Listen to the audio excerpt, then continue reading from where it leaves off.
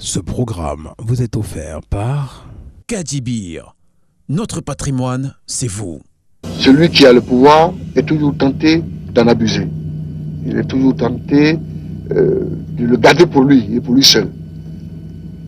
Les seules garanties qu'on peut avoir, c'est dans les institutions de l'État. C'est pourquoi nous avons proposé qu'un chef d'État ne puisse pas faire plus de 10 ans à la tête de l'État. Un mandat de 5 ans, renouvelable une fois. C'est ce que nous proposons. Dirigeant le pays d'une main de fer, depuis son accession à l'indépendance le 24 octobre 1964, le tout premier président de la République de Zambie, Kenneth Kaunda, prive ses compatriotes de libertés individuelles et politiques, comme la plupart de ses homologues à travers le continent. Selon moi, l'amour est une arme idéologique sans laquelle on ne peut bâtir.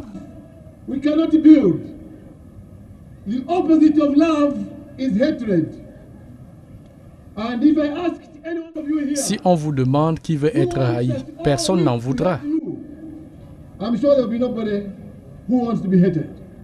Les premiers mois du pouvoir Kaunda sont fortement agités par des rivalités interethniques dans le pays, poussant le chef de l'État à basculer dans un autoritarisme, concentrant sur lui tous les pouvoirs de vie et de mort sur ses concitoyens. Entre 1971, son vice-président Simon Kapwewe est arrêté et embastillé pour avoir créé une aile dissidente du Parti unifié pour l'indépendance nationale. D'ailleurs, en 1973, Kenneth Kaunda impose le parti unique. Dans la même période, l'économie nationale se dégrade avec l'arrivée d'une grande sécheresse et la chute du prix du cuivre, plongeant le pays dans une misère sans pareille. Kenneth Kaunda échappe même à un coup d'État en tout début de l'année 1980. Durant cette décennie, le kwacha, la monnaie locale, est dévaluée à 70% sur recommandation du Fonds monétaire international. Des émeutes de la faim éclatent dans le pays, avec une inflation qui atteint les 600%. L'exode rural, la corruption et l'insécurité dans les villes engendrent de nouvelles manifestations en 1990. Le vent de la démocratie qui souffle sur le continent contraint l'homme fort de Lusaka à admettre le retour au multipartisme et des élections libres.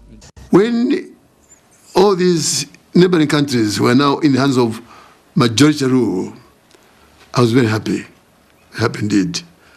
And in 1991, I thought we should be going back to multipartism. La première organisée en 1991 voit la défaite de Kenneth Kaunda au profit du syndicaliste Frédéric Chiluba. C'est la première alternance à la tête de l'État depuis son indépendance en 1964. Kaunda acknowledged his defeat with a grace befitting his stature as one of Africa's most respected leaders. He congratulated his successor and said losing was part of the electoral game. C'est l'essence du multipartisme. Les élections, on les perd comme on en gagne. Chiluba too accepted his new status with humility. C'est un immense challenge. J'attends les experts pour me dire tu dois commencer ici où s'est arrêté ton aîné Kaunda. Au bout d'un an, 5 mois et 3 semaines de la présidence Chiluba, un drame national frappe le pays le 27 avril 1993. La sélection nationale, les KK Eleven de Zambie, en route pour les éliminatoires de la Coupe du Monde États-Unis 94, périssent dans un crash d'avion au large des côtes gabonaises.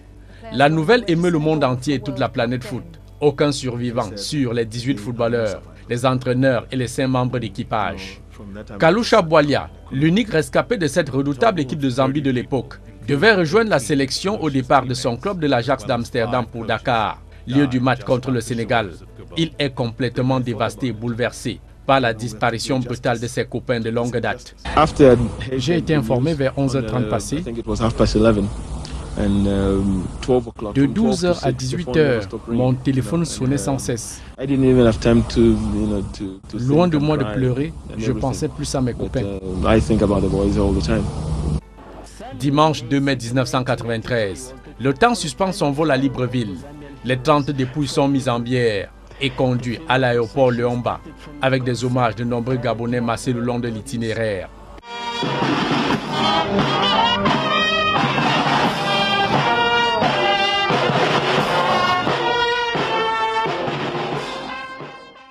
Dans une partie de cette enceinte aéroportuaire, servant de base militaire, des sportifs et des officiels gabonais, avec en tel Fidel Manganga, le ministre de la Défense nationale, partagent la douleur de la délégation zambienne, venue récupérer les restes des illustres disparus, dont l'emblématique gardien de but, Efor Chabala.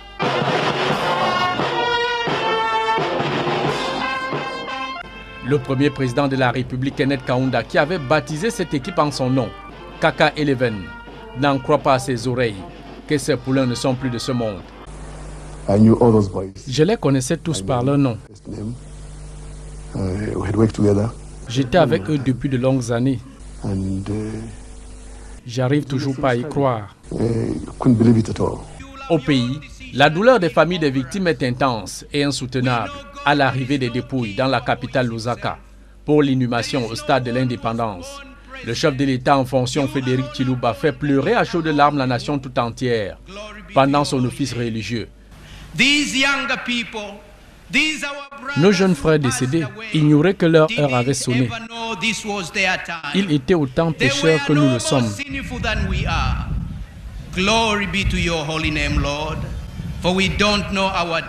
Que tu sois loué, je proclame ton nom, Seigneur. Father, I thank you. I thank you, God.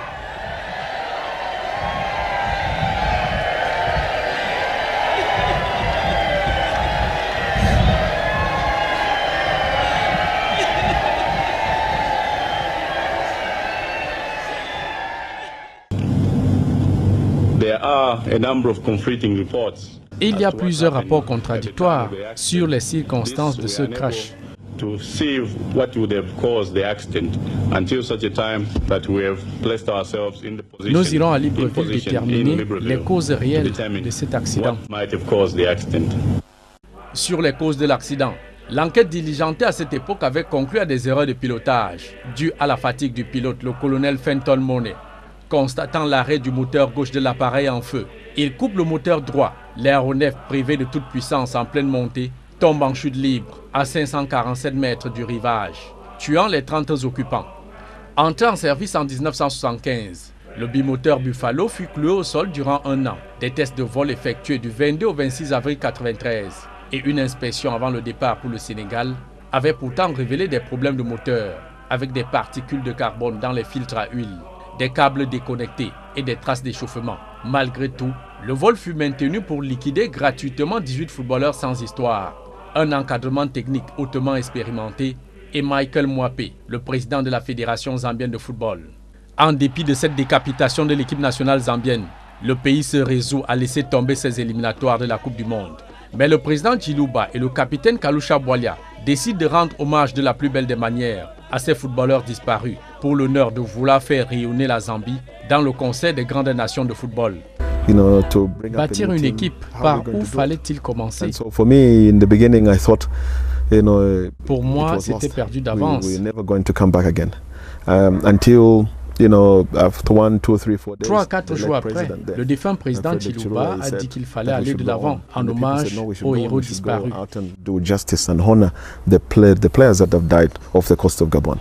Aussitôt, une équipe est bâtie à la va-vite pour tenter d'arracher une première qualification de la Zambie à une Coupe du Monde. Hélas, à la différence d'un point. Le Maroc s'offre l'unique ticket du groupe face au Sénégal pour sa 3e participation à une phase finale de Coupe du Monde. Diminué quelque part sur le plan de la cohésion, la Zambian New Team parvient à se qualifier pour la Coupe d'Afrique des Nations de 1994 en Tunisie. Zambians need something special. A free kick is awarded outside the area and the responsibility falls to the captain.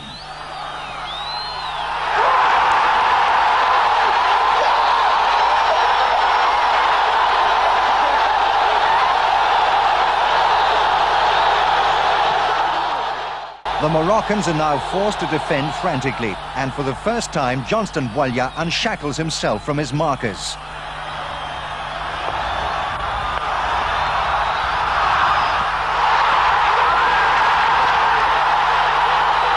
Ten weeks ago, Zambian soccer was shattered by the worst blow imaginable. Now they are 3 matches away from a true sporting miracle.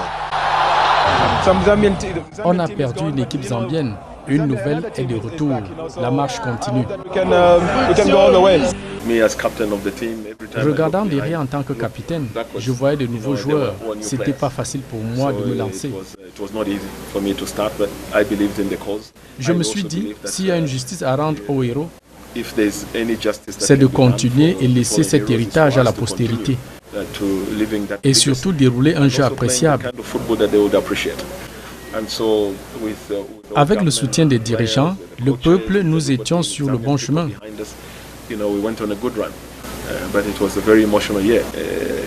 C'était émouvant pour nous d'aller en finale. Nous voulions à tout prix gagner cette CAN. Et ce 10 avril 1994, à presque un an jour pour jour de la disparition de leur héros de 93, les KK11 qui ont à cœur de rendre un vibrant hommage à leur cher illustre disparu démarrent le match sur les chapeaux de roue avec ce but de Elijah Latana à la 3e minute. And the two opportunities he did get, he squandered.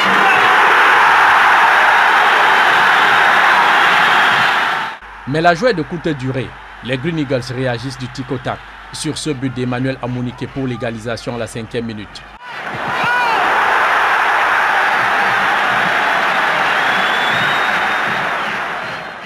Tenant le bon bout, un but partout jusqu'à la fin de la première manche. Les Nigérians mettent la pression dès l'entame de la deuxième période et prennent avantage sur le deuxième but d'Emmanuel Amunike à la 47e minute.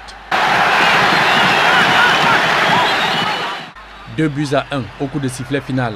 Les Green Eagles enlèvent le trophée au grand désarroi des Zambiens.